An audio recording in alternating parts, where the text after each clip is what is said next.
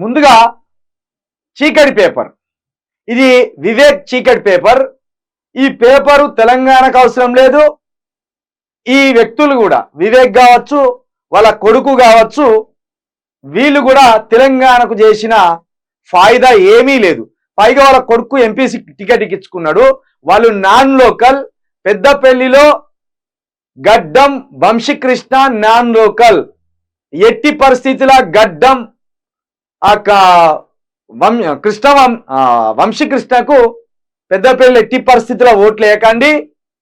వాళ్ళ నాయన, వాళ్ళ చిన్నాయన, ఇప్పుడు వంశీకృష్ణ, వీళ్ళు ముగ్గురు కూడా పెద్దపల్లికి నాన్ లోకల్. ఈ దళితులకు కూడా వాళ్ళు నాన్ లోకల్.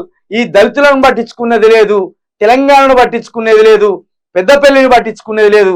కాబట్టి మోసపోయి పెద్దపల్లిలో మరొకసారి వంశీకృష్ణకు ఓట్లేస్తే గనక ఇక మీకు ఆయన అందుబాటులో ఉండడు, మిమ్మల్ని ఏ విధంగా దగ్గర రానియాడు. ఆల్రెడీ వాళ్ళ నాయన, వాళ్ళ చిన్నాయన ఇద్దరు ఎమ్మెల్యేలే. ముచ్చటగా మూడోని ఎంపీగా తీసుకొచ్చే ప్రయత్నం చేస్తాను. ఆస్తులను కూడబెట్టుకొని దళితులకు కానీ బహుజనులకు కానీ సాయం చేయకుండా దూరంగా ఉండే ప్రయత్నం చేస్తాను.